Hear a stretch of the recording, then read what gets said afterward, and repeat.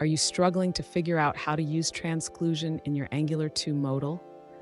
You're not alone. Many developers face this challenge, and today we're going to unravel the mystery together.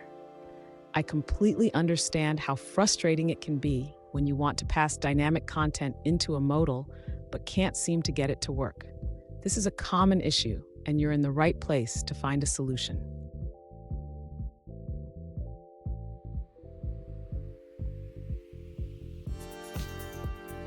Here's the specific question we're addressing today. One user asked how to put HTML with bindings into the NgbModal using NgContent. If you've ever found yourself in a similar situation, stick around as we explore this together. To understand the issue, we need to recognize how Angular's NgbModal works. The NgContent directive allows you to project content into your modal, but when you want to include bindings, it can get tricky. Let's break it down. And don't go anywhere. By the end of this video, you'll have a clear solution that will make your modals dynamic and functional. To begin with, the user needs to create a new component that will serve as the content for the modal. This component will include the HTML and any bindings required. Next, the user should define the content of the modal in the newly created component. This includes using Angular's data binding to display dynamic content. Now, the user needs to modify the modal opening logic to include the new component and pass data to it.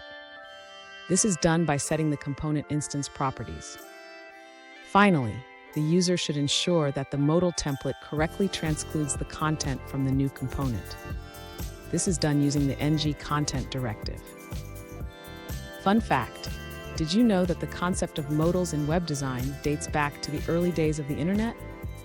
They have evolved significantly since then, but the core idea remains the same.